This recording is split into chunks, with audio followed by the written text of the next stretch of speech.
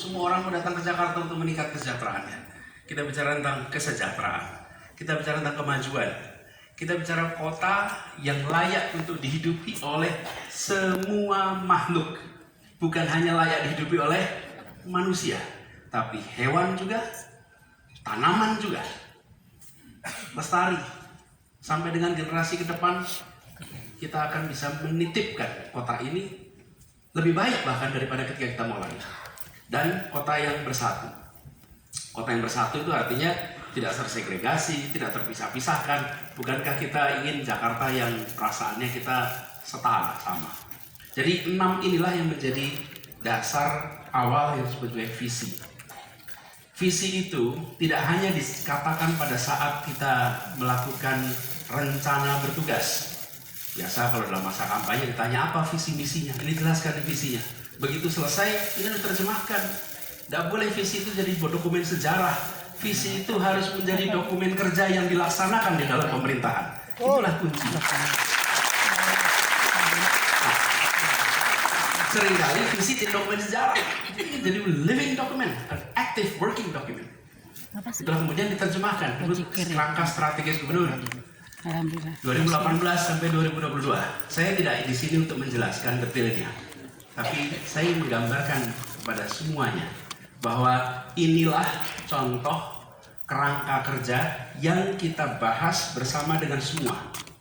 6 visi tadi diturunkan dalam bentuk 3 strategi. 1, tentang keadilan dan keberpihakan. Itemnya 1, 2, 3, 4. Kemudian kita bicara tentang orientasi pada warga dan ruang interaksi. Itemnya 1, 2, 3. Kemudian kita bicara tentang birokrasi yang efektif. Bicara tentang penguatan tata kelola. Karena ini organisasi besar. Pemprov DKI Jakarta ini orang yang terlibat di dalamnya tidak kurang dari 180.000 orang. Dan itu artinya organisasi sudah ditata. 3 kerangka strategi ini detail dibahas, didiskusikan. Inilah yang kemudian, Bapak sekalian, menurunkan ini menjadi beberapa gagasan utama.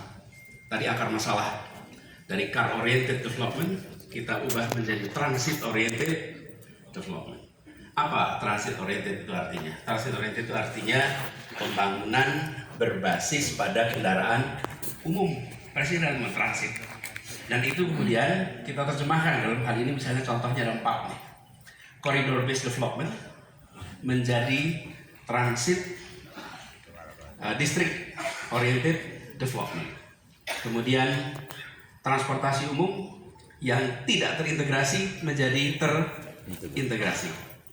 Kemudian kawasan yang rendah menjadi kawasan yang bangunannya tinggi. Jadi ketika kita berbicara tentang kepadatan dan lain-lain digeser. Lalu prioritas dari kendaraan bermotor menjadi kendaraan yang ramah lingkungan, fasilitas-fasilitas ramah lingkungan, fasilitas pedestrian.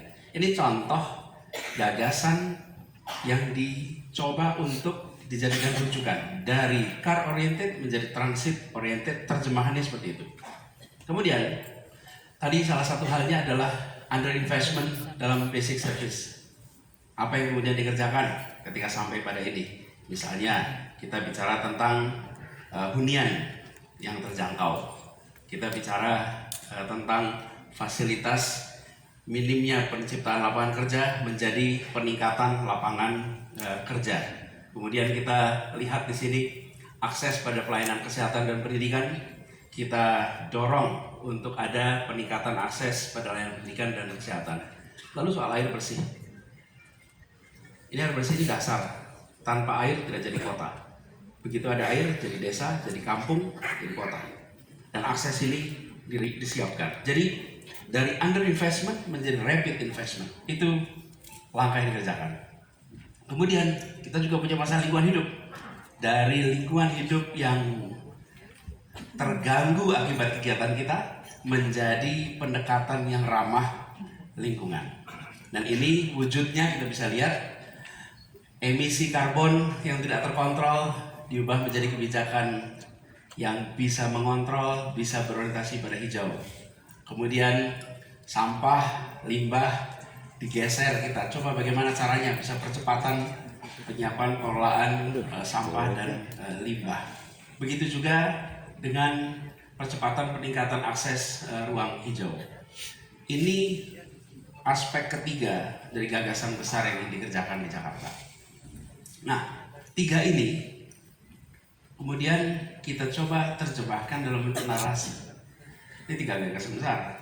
Kenapa harus jadi narasi? Kita semua harus memahami tentang apa yang akan kita kerjakan, mengapa kita mengerjakan, tujuan akhirnya apa.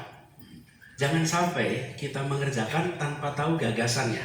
Karena itu kemudian disiapkan narasi. Ini contoh, Bapak sekalian. Bapak sekalian, proses ini, saya beri contoh nih, referensi pengembangan perpustakaan di Jakarta. Itu satu paparan, mungkin sekitar 36 slide, dijelaskan kepada teman-teman yang akan bekerja melakukan renovasi perpustakaan kita. Jadi digambarkan perpustakaan sekarang seperti apa, perpustakaan masa depan seperti apa, fungsi pustakawan sekarang bagaimana, fungsi masa depan